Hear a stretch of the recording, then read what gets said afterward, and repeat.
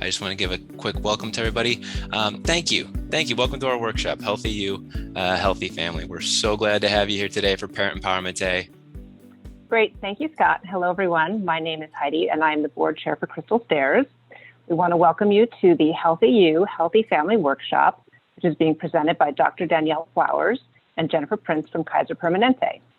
Dr. Danielle Flowers is a board-certified pediatric specialist and an assistant area medical director for the Panorama City service area at Kaiser Permanente. She graduated from the Keck School of Medicine at the University of Southern California Medical School in 2003 and has been a Kaiser Permanente physician since 2008. Jennifer Prince is a licensed marriage and family therapist and a senior learning consultant at Kaiser Permanente. She has over 10 years of experience in the medical field. She graduated with a BA in journalism and public relations from the University of Hawaii and with an MA in counseling psychology from Pacifica Graduate Institute. Through this workshop, participants will identify practical self-care strategies and realistic healthy habits to keep the whole family feeling physically, mentally, and emotionally strong. Let's give them a warm virtual welcome.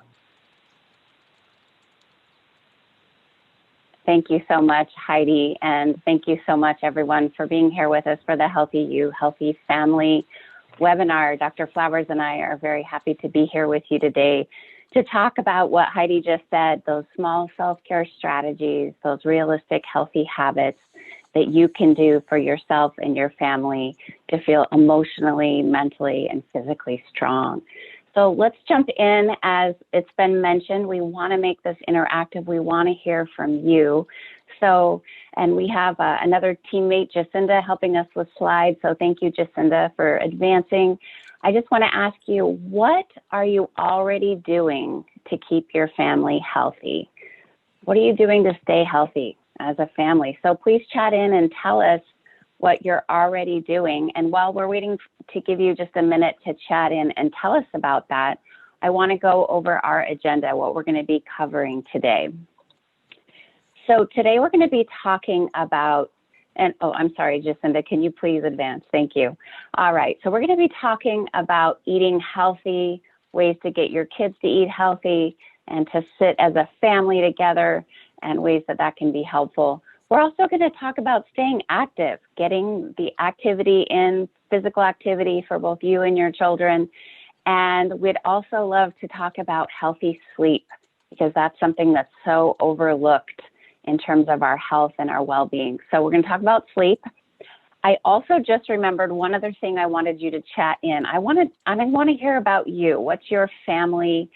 What made you decide to join us today? So are you a parent of a young child? Do you have teenagers, adult children? Are you grandparents? We'd love to hear who's joining us. So please chat that in as well. Okay, so then we're going to talk about mental well-being. We often talk about physical and emotional well-being, but mental well-being is also important. And then we hope by the end of our brief time together, you'll come up with that goal for keeping you and your family healthy. And we'll also give you some wonderful resources for some of the things that we're talking about today. All right, so Scott, are you the one that is monitoring what folks are saying in the chat? That'd be me, yes. Some of my helpers. Wonderful. Yes, absolutely. Yeah, I'm getting right, some great answers. Everyone's doing a lot to keep moving around and stay healthy these days. Okay, Scott, so take it away. Can you tell us some of their answers? We'd love to hear them. Oh yeah, we've got one of my favorites so far, roller skating, but we have lots of folks that are taking walks and doing that kind of thing, playing some soccer, drinking a lot of water, and playing at the park. I think especially a lot of these, you see a lot of outdoor activities, which of course is pretty pertinent in our times right now. So. All right, wonderful. Thank you, everybody. And Scott, did everybody mention what kind of family or what? Who's joining us today? Did they mention that as well? Yeah, we've got both. It seems like a pretty good mix. Providers, as well as parents, and all ages. People have been great about putting the ages of some of their children in there. So everywhere from infants, 3-year-old, 13-year-old, 12, 11, 10. Yeah, all over. It's great. Wonderful. All right. Well, thank you, everybody, for telling us a little bit about you and what you're already doing. Roller skating. My goodness, that sounds great. I just saw roller skating yesterday and I was jealous. So Thank you for sharing those things with us. And we're going to be talking about, again, ways to add to what you're already doing and already successful at. And so I'm going to turn it over to Dr. Flowers to start off our first topic, which will be healthy eating. And before I do that, I just also want to say just a little about me. I have a grown son. He's 27, so I'm on the other end of that spectrum. Dr. Flowers, as I'm turning it over to you, can you tell us how old your kids are? I know you have two daughters. Yeah, absolutely. So I have two daughters that are about to be 13 and one's about to be 15. So I'm definitely in the teenager zone, but I do have four nephews that live close by and they are 9, 8, 7, and 6. So I'm still very close to all of the younger school age issues when I talk to my brother and sister-in-laws and, see what's going on there. And, you guys all heard I'm a pediatrician. So I spend all day talking to families. It's what I love. It's my passion. And that's why I'm so excited to be here today. So thank you. So really, let's get talking. And, please chime in in the chat with any questions. We are here to answer things and make sure that this is a really collaborative conversation. So really, how does our family influence what we eat? Well, we know that food is love, and we all come from our cultural backgrounds, from also where we live, different types of climates. The types of things that we eat really define who we are as a family, and it's how we come together, it's how we celebrate things. So how can we use those times to really make our family healthier and to educate and make healthier choices? I love this picture here, because it shows everybody eating an apple at the same time. So I have this conversation with my families in my clinic all the time, especially when we're dealing with weight issues or we're worried about diabetes or family history of high blood pressure and cholesterol. I always say the first thing, there's no way your child's going to keep eating that apple if you are eating, your soda and a bag of chips. Everybody has to be eating those apples. And everybody has to be a part of it. And, our children are watching us. So it's really our responsibility, our children, our nieces, our nephews, any kids around us, they're always watching the adults. So this is our opportunity to set the example for kids and to really help everybody, learn to try new things and be a part of a healthy family. So is there anything in the chat that around how does family influence what you eat? Anything come in there? Not seeing too much quite yet. That's all right. So we can go ahead and we can go to the next slide. So this is one of my most favorite slides in the whole world, because I talk about the healthy plate all day, every day. More than anything, when we look at our lives and what it means to be a healthy person and be a part of a healthy family, we don't want to be on a diet or where we restrict certain foods for X amount of days, and then all of a sudden we go right back to other eating habits. We want to have a healthy diet where we're making healthy, smart choices all the time. So that way, when there are parties or things where we might, want to have something that it might not be as healthy, it's in moderation, and we're able to go right back and make those healthy choices again. So really, our goal of the healthy plate is so that every time we sit down to create a meal, we know about how much we should be eating, and we know the proportions of the different types of foods, so that no matter where we are, we can make the right choices. So, when we were all growing up, when I was growing up, there was this food pyramid where we had to learn all these different things. Well, we don't do any of that anymore. This is so much easier to follow, and it's something that we can all do. And the first one is knowing what size plate to have when we have a plate of food. And it says right on here, use a small dinner plate. So that means we don't want those giant plates that fill up the whole cupboard. We want a smaller, reasonable size plate. And I'll tell you, I did this in my family too. I switched out all of our plates. So when you have a smaller dinner plate, you divide it in half. And half of that plate should always be filled with some sort of vegetable. And, for adults who like all different types of vegetables, make it colorful, make it pretty, get those carrots and those bell peppers and the asparagus and the onions and everything in there. And for our toddlers who might not be so adventurous, if they want to eat the same vegetable every night for a few months, that's okay. Because when it comes to toddlers, we know that they're going to be picky. They're going to go through phases. And our job is to kind of roll through the phases while still giving them healthy options so that they make smart choices and that they learn that, you know, the whole idea of, well, if I don't eat any of that, I'm going to get my macaroni and cheese instead, or I'm going to get that cookie instead. We need to learn that that's actually not going to happen. These are our healthy options for tonight. So half the plate vegetables, and now you have your other half of your plate, and that's where you're going to have your proteins or your starches and your carbohydrates.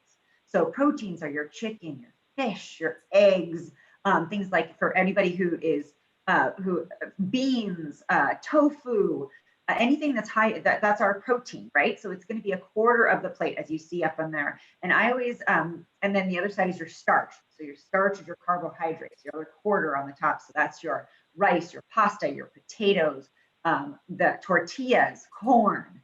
And the other thing, the other way to really tell is sometimes like, well, how much should my 3-year-old be eating compared to my 15-year-old? Well, there's a big difference in size. So yeah, you're going to give the same, you know, reasonably sized plate, but when you're looking for serving sizes, a really easy way to check for serving sizes for size is the palm of your hand.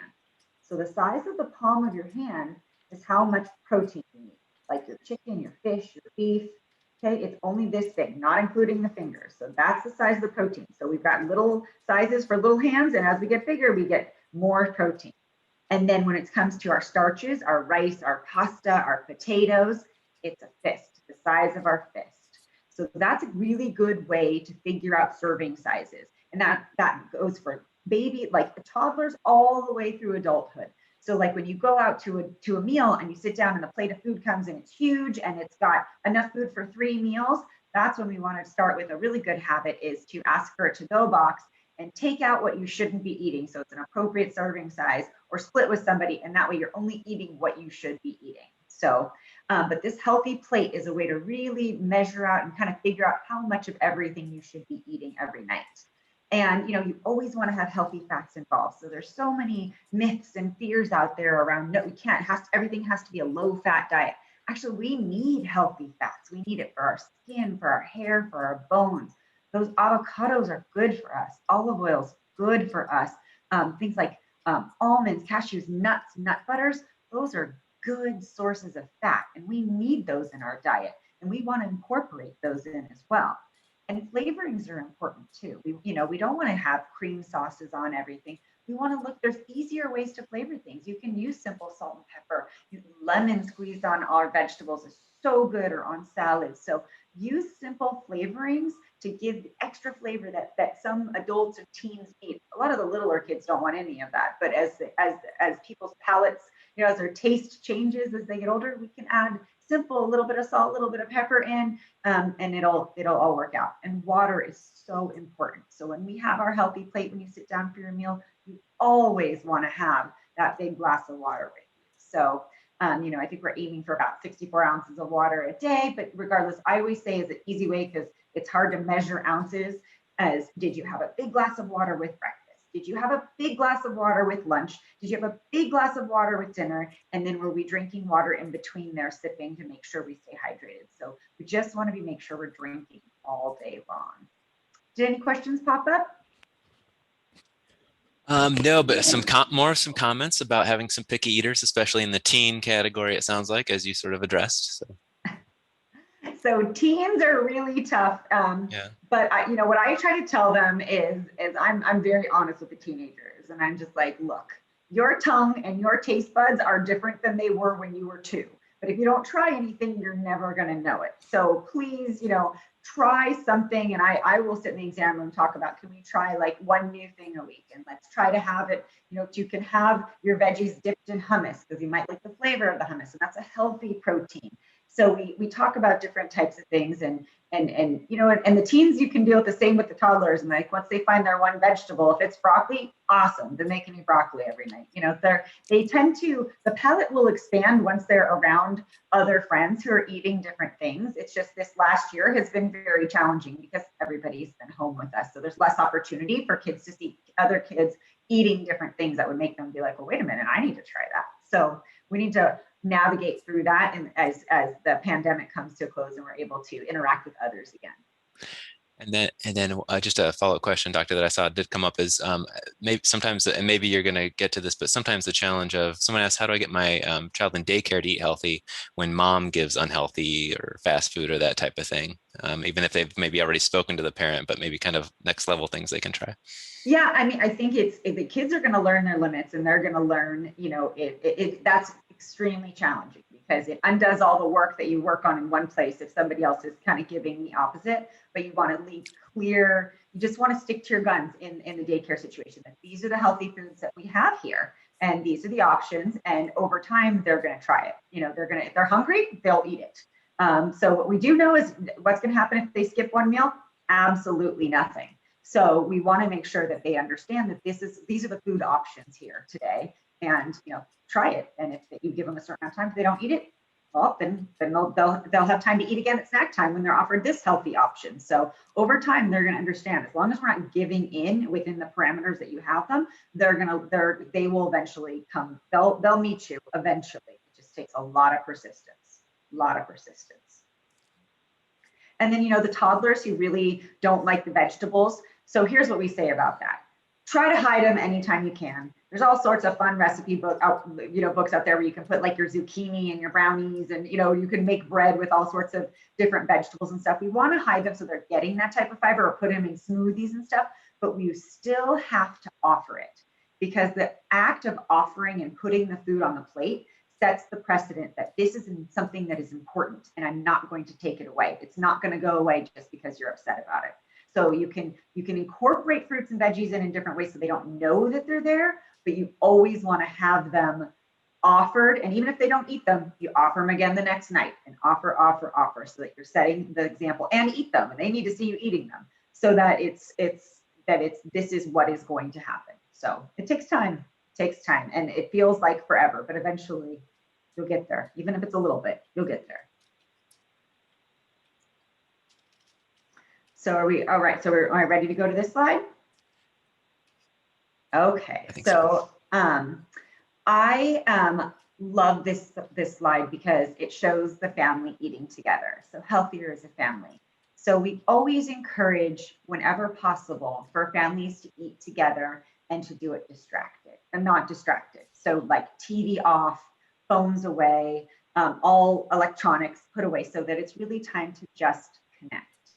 Now, we know that is so challenging in a world where we all have these crazy work schedules, where once kids are big enough and they have sports practices or school activities, everybody's getting home at different times. So it's really about knowing the times when everybody's going to be together and making the most of those times.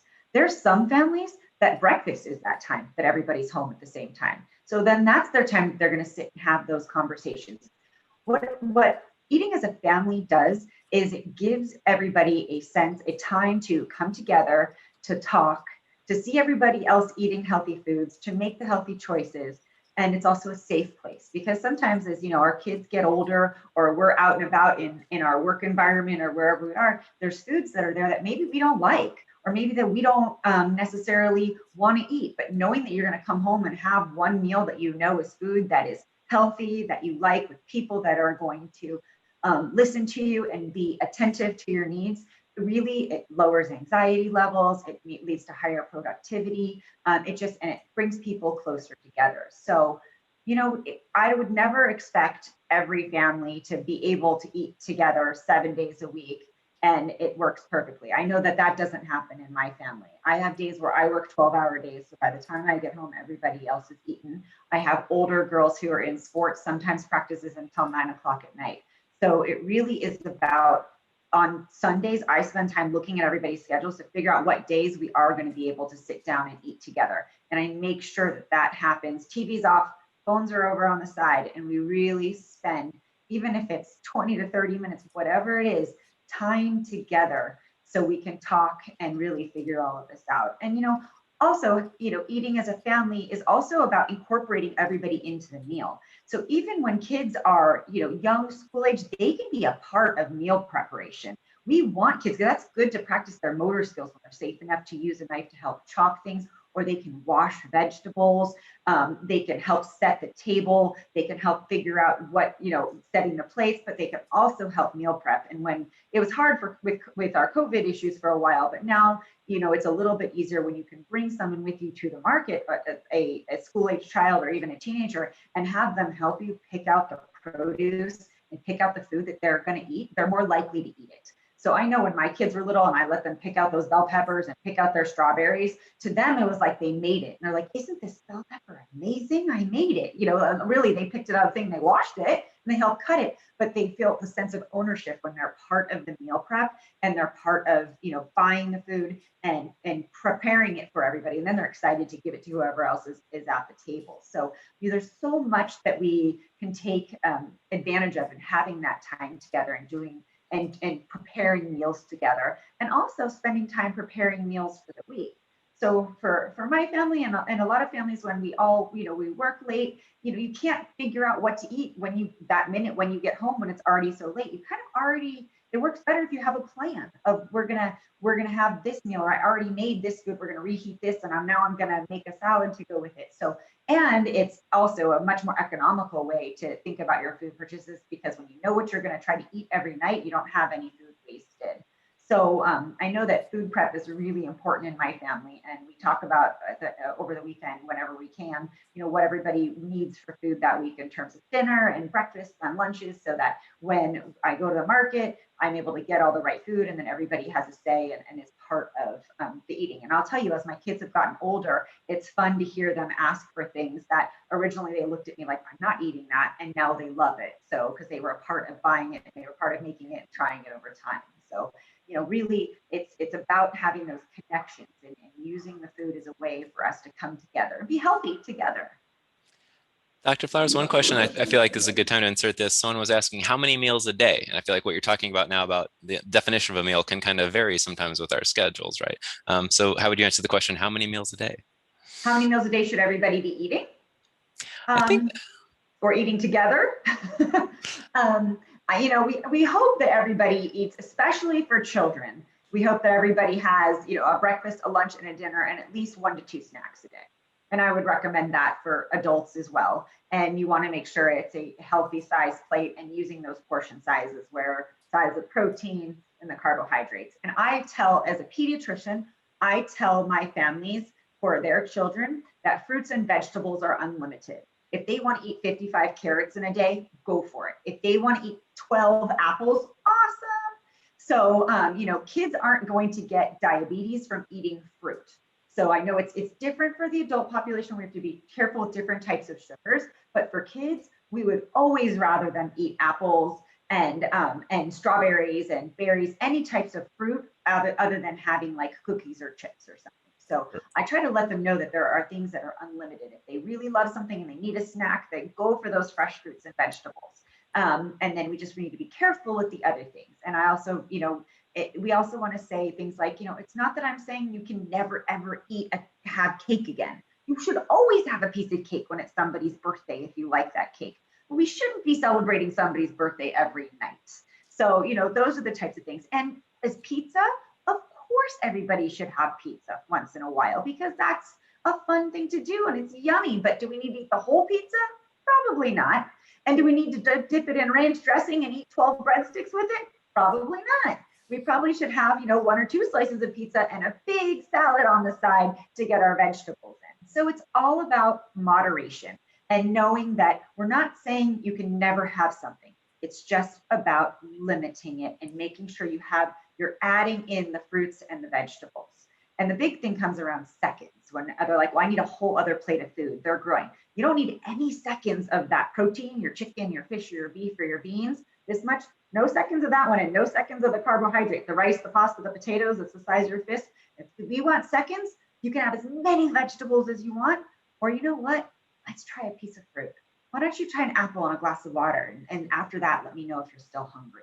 So it's getting in those types of habits, and it takes time. But we don't want anybody to feel like they're hungry, and we don't want anybody to feel like they're limited. It's just about giving different types of options.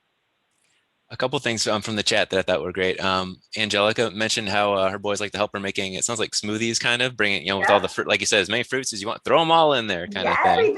everything. Let them feel involved. That's neat. And then when you're speaking about meal planning, one comment I saw that's kind of probably a challenge a lot of parents have. Sharima says she has a daughter that sometimes she wants chicken, sometimes she doesn't. Sometimes she has she says a full-blown vegetarian thing going on, and then she might kind of come back to wanting chicken. So that can probably present some challenges with meal planning, but Absolutely. So, you want to have, your varied proteins over the week. So like, okay, we've got 7 days in this week. So let's plan that we have chicken for 2 to 3 nights, and maybe we're going to do fish a couple nights. And maybe, you know what, we're really working on and getting on more plant-based. A few nights, we're going to have beans as our protein. And then you can use them on the nights that you need it. But I'll tell you, as a working mom, I had to stop being a short order chef a long time ago. And it came down to, we talked about this already. This is what we're eating this week, and this is what I have for you. And there's a couple rough weeks in there, and then everybody figured it out, and I don't have too many complaints around that anymore. There's only so much we can do. But I had to stop being a short order chef too. I have been there. absolutely, absolutely. And then some other folks were mentioning, having certain days of the week, like having a taco day. It's kind Absolutely. of Yep. something the kids can probably get excited about, things like Yeah, that. because that's so healthy. Taco days are good, especially you can do ground turkey instead of ground beef if you want to lower that protein alternative, or you can just use beans, and then they can put all the toppings that they want, lots of colorful vegetables, and it's a great option. Kids love that. Someone And I did think, ask, oh, I'm go sorry, go ahead. ahead. No, go ahead.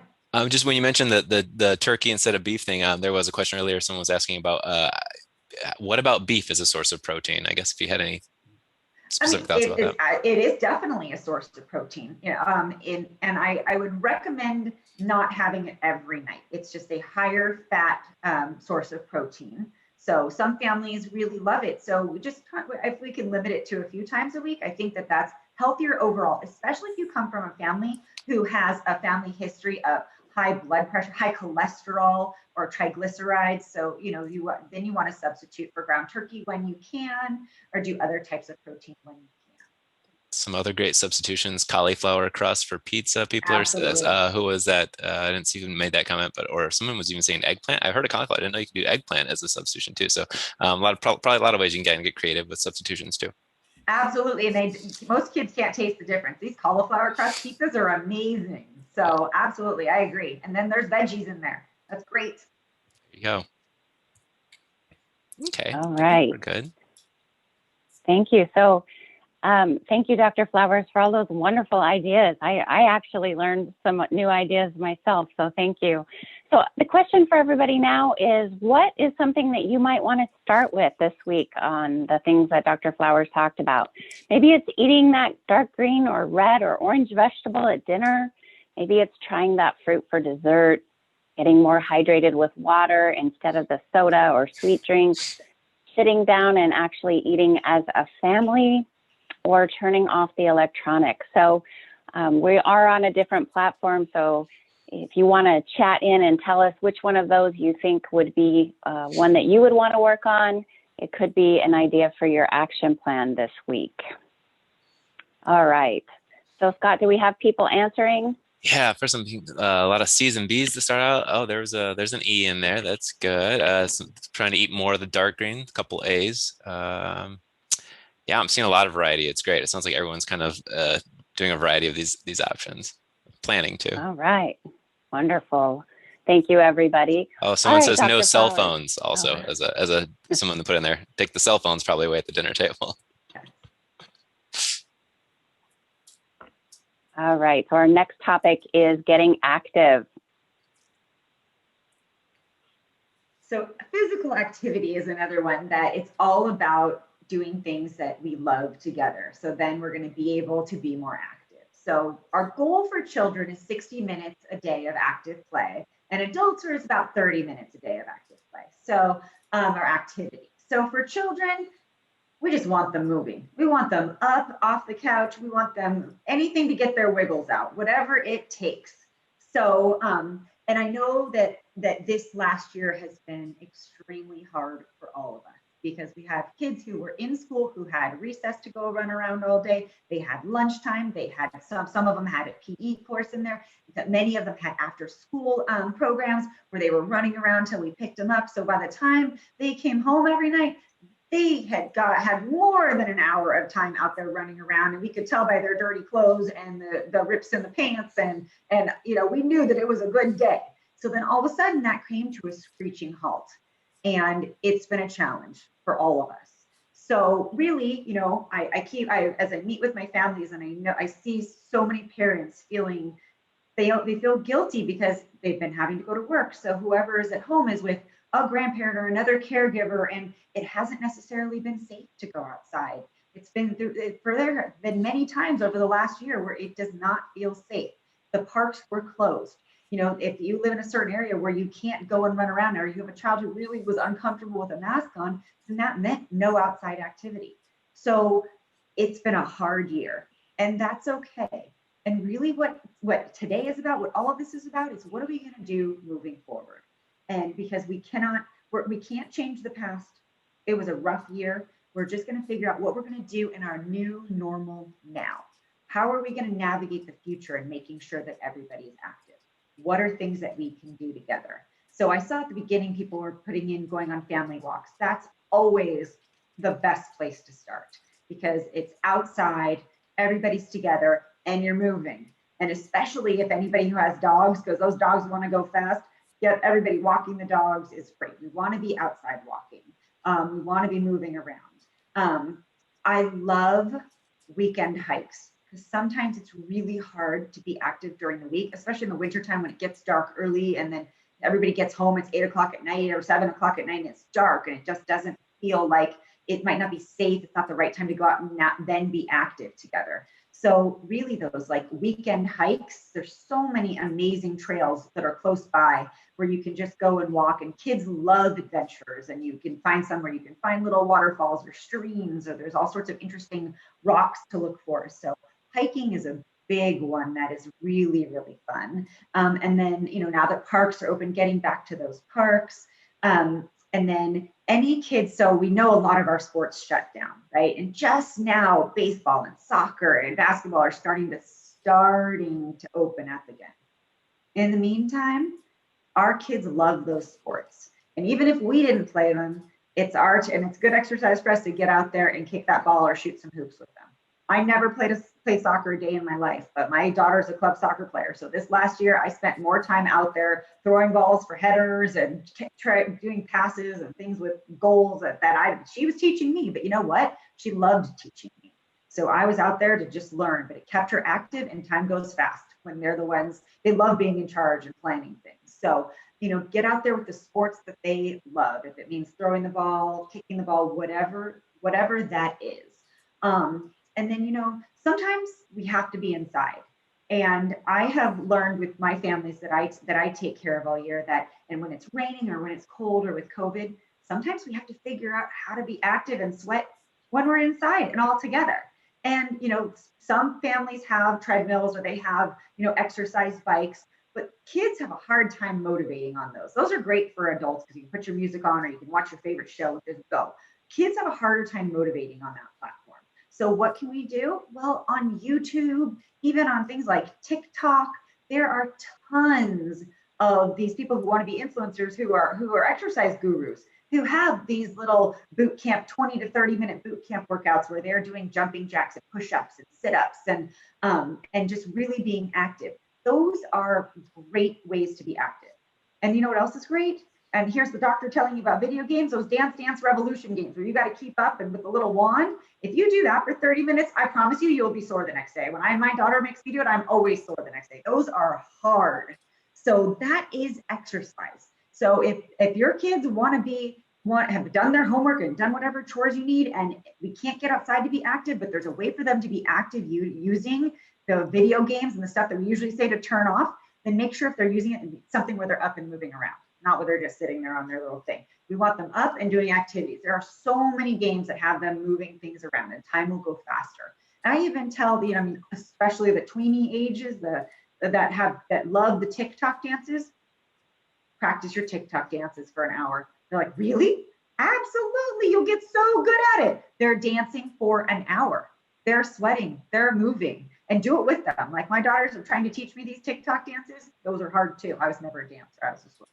So, these are things, and you're doing them together and you're laughing. And it's those are the types of things you want to integrate into your life together. So, because anytime we have, especially for kids, because we want them to learn how to love exercise and love moving their bodies, we want to put them in environments where there's direction and they're having fun and they're learning to love moving around as opposed to doing something that they might dread. So I would not force somebody to get on a treadmill unless they're actually enjoying it, because that we don't want to make kids feel like that's the only way to exercise when they can get just as much done doing Dance Dance Revolution or one of those other video games where they have to be moving around.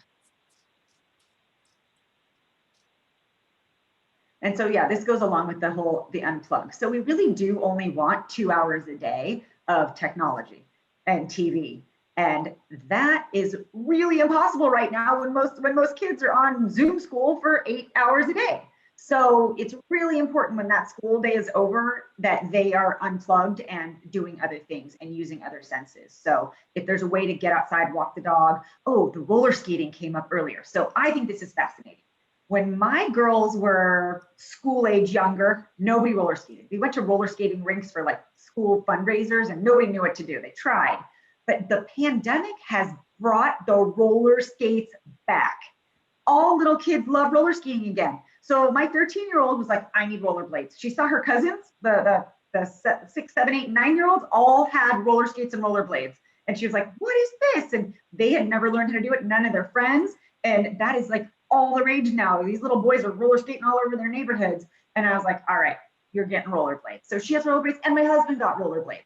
So every day after school now, they're outside on the rollerblades with the dog going up and down the street. So I love that.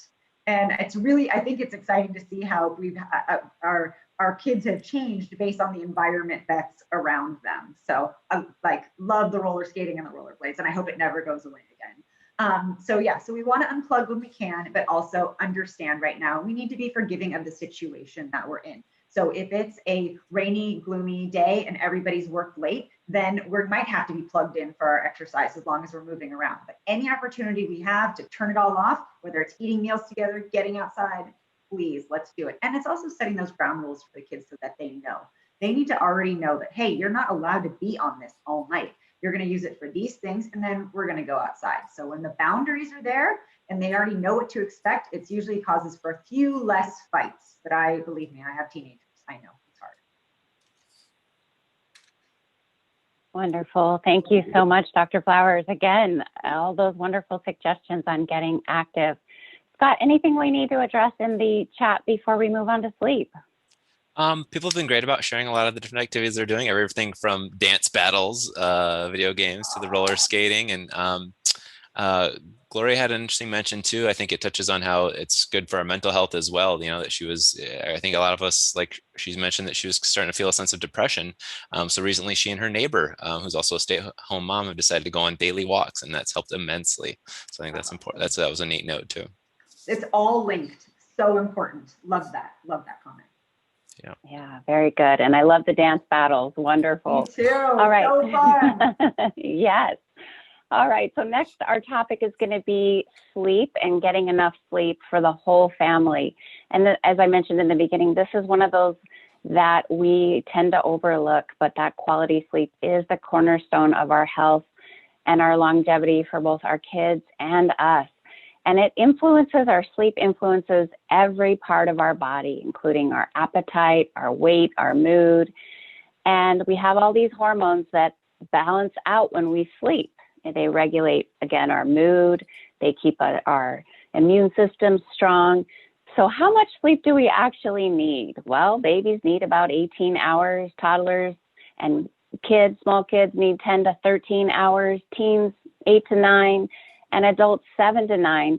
But rather than having a very hard and fast rule on how much sleep you need, it's really good to check in with your body the next morning. Ask yourself, how well do I feel rested? Do I have energy? Am I feeling good? And if not, then maybe adding some more sleep into the routine slowly. Usually you don't want to try to take on too much extra sleep right away. But we're going to talk about some ways to get a better night's sleep. So it all starts with those healthy sleep habits and that routine. So what are you already doing as part of that routine, that bedtime routine for you, for your family? And a regular bedtime routine can help your body, help your mind predict and know what's coming. And you're less likely to run into sleep issues if you wake up at the same time and keep the same bedtime every night. And bedtime is a great time to connect with your kids emotionally. It can help you to process the day, to help them process, and just have that quiet time without interruption. And things in your environment can also help for cozier sleep, whether it's sheets, pillows, a good mattress. All those things can help. Making sure that the electronics are not part of the routine, maybe making it dark and cool, and again, just having that quiet zone, that stress-free zone. And so, Dr. Flowers, before we move on, we just talked about that briefly, but do you want to add anything about sleep before we talk a little bit about mental health? I mean, I think you've really hit on the main points, and just healthy sleep habits are so important for our daily productivity. We all know how hard it is to get things done when we haven't slept well. And it is, just as important, if not more important for our kids to have healthy sleeping habits, because they need to be able to learn during the day. And we want to make sure everybody's getting that good night's sleep. And really, we've seen studies around, especially with our kids and teenagers, having electronics in the room. The second we walk out, they get on them. So we might really have to have another place in the house where we store electronics to make sure that people get a good night's sleep. And just because your child might not be the one who would text somebody at 3 o'clock in the morning doesn't mean somebody else isn't trying to text them at 3 a.m. and waking them up. So we really want to make sure that we have an environment where they can sleep well. The pandemic and Zoom school has helped children's sleep patterns in the sense that everybody gets to sleep in. And I hear a lot of school starts at 9. What time do you wake up in the morning? 8:55. So they literally roll out of bed into the chair. And so it's going to be a rude awakening when everybody's back to school face to face again. But I have seen kids sleeping actually more this last year, which is a great. That's one of the positives of the pandemic. That is one of the positives. And I think one of the things that can be a challenge for parents is wanting to go to bed. They sometimes want to stay up, have that alone time, have that downtime, and that wanting to stay up and have the downtime actually makes them more tired the next day. And then it makes everything that you have to get done during your day harder. So it's a tough balance. You want that downtime, but you also want to be able to feel like you're refreshed the next day and can do everything that you need to do in your routine. All right, so now let's talk a little bit about mental and emotional well-being.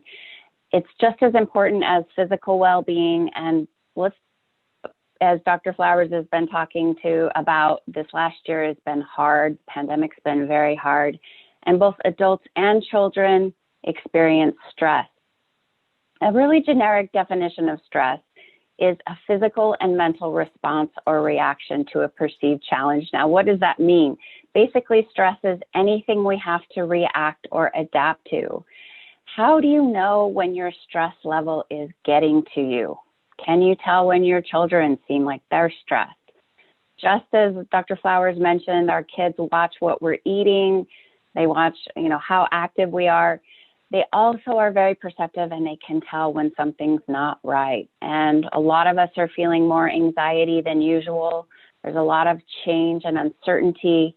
And it's okay to experience the feelings that are coming up, the grief, the anger, maybe anxiety. All these emotions are normal. And so it's good to talk to your kids and encourage them to talk about how they're feeling and acknowledge what is happening, and to normalize it, make it valid so that they're willing to share with you how they're feeling. Same is true for parents. Parents need that outlet. They need to talk about how they're doing emotionally, whether that's someone in the family or a friend, to just share how things are going to make sure that you're processing what's happening. So what are some of the things that you are already doing to manage stress for you, manage stress for your family? We're going to talk about a couple of great ideas in terms of other ways to manage stress, but would love to hear what you're already doing to manage stress. Next slide, Jacinda. Yeah, feel free to add those in the chat, everyone. And Jennifer, I'm sorry to interrupt, but I did want to just let you know that we're about done at 10 minute mark as far as our time. Okay, very good. Thank you so much for the time check. We will make sure that we are staying to time. Okay, Thanks. So in terms of mindfulness, there's mindfulness for us as adults. It's something that's a bit of a, maybe you would say a fad or something that's well talked about, but actually mindfulness is an ancient practice. And the reason that it's still around is it works. It helps us to really reduce our stress. So what is mindfulness? Mindfulness means paying attention on purpose in the present moment and not judging what's happening. So it basically means not time traveling, worrying about the future, being in the past, planning. All of that takes us out of the moment. And when we're present in the moment, we're more connected to what am I thinking about? How am I feeling? What do I need physically? Have I taken care of myself today? And we switch out of go mode, which is tough. We're in go mode most of the day into just being mode. And when we shift into that being mode, we're much less likely to have that level of stress building that is hard to deal with, and it makes it hard for us to get everything done. So there's a lot of really great benefits of being mindful. We're going to try a 1-minute meditation in just a minute. And I also want to talk about mindfulness for children. But before I do that, Scott, do we have anybody sharing what they're already doing in terms of managing their stress for themselves and their kids? Sure. Some popular ones, I've seen meditation a couple times. Breathing exercises, kind of in that same vein. One of my favorite ones, singing in the shower. That's a great stress reliever there. And some turn to, like they say, watching shows, or kind of zoning out, maybe, kind of thing. Wonderful. And I love exercising, it. going for walks. Those were just popping up too. All right, very good. Already great ideas in terms of stress. So in terms of mindfulness for kids, there's actually, children are a lot more natural at being mindful than we are. So being in the present moment, not having a lot of preconceived ideas about how things should be, all are easier for children. So a great example of mindfulness with kids would be an I Spy game, where you're coming into the moment and you're playing I Spy. What do you see in the room? What are you seeing? What are you noticing? What are you feeling? So all of those things bring you into that present moment. And so mindfulness or meditation is something you can do with your kids. We're going to, in the chat, share with you some resources and a great article on all the benefits of being mindfulness or practicing mindfulness with your children. And right now we want to just do a 1-minute meditation and just take a minute to practice 1 minute of breathing and come into our bodies. All right, so I'm setting my timer. I want to make sure I stick to time. And if you feel comfortable, you can sit where you are, put your feet on the ground. You want your back to be straight but not stiff. And if you feel comfortable, you can close your eyes. And just tune into your breathing. Breathe as you normally would.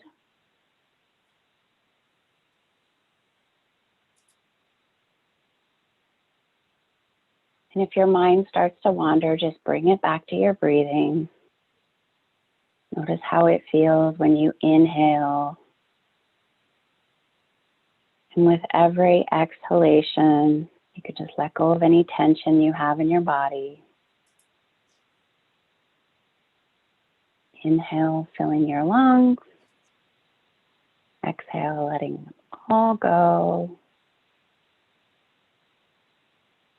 Take one more deep breath in.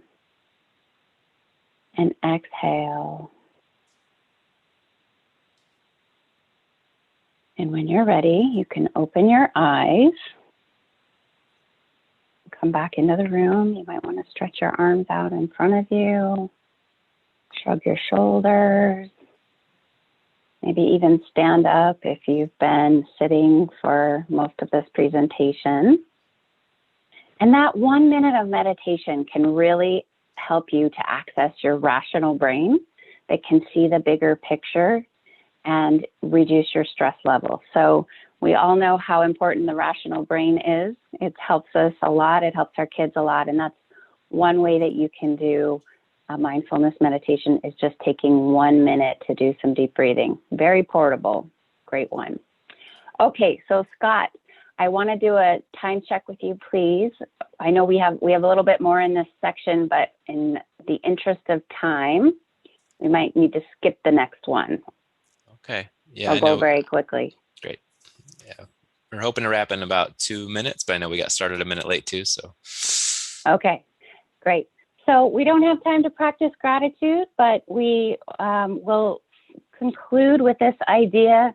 This is a great quote. If you want to go to the next slide. Thank you, Jacinda. So this is a great quote. Popcorn is prepared in the same pot, in the same heat, and the same oil, and yet the kernels don't pop at the same time. Don't compare your children to other children. Their turn to pop is coming. And I would say it's also true for parents.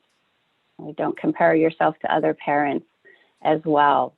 And as we're finishing up, I know Dr. Flowers, anything last you want to say about keeping your family healthy and creating that action plan? Yeah, do it together. It's all about, knowledge is power. So make sure that you're talking to your kids about why we're going to eat these fruits for snack instead of, what we were eating before, and that you need them help. You need their help planning it. But that last slide about gratitude is also extremely important. When you have those meals together, it's really important to take the minute, and kids will think it's weird at first, but once you do it a few times, be like, what are you thankful for today?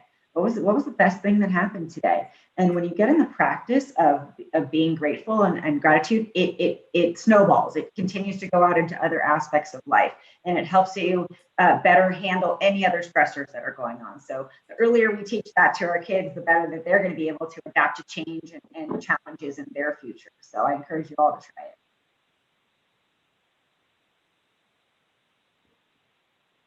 Wonderful. So I think we're at time. I did want to say, next slide, Jacinda, write down something that you're going to do for your family this week, something that, of all the ideas we've talked about, that one thing you want to put into practice. Write it down. A week from now, check in. How did it go? If it didn't go well, what would you like to do differently to stay healthy? So thank you so much for all of your time. We're going to be chatting in some final resources for you.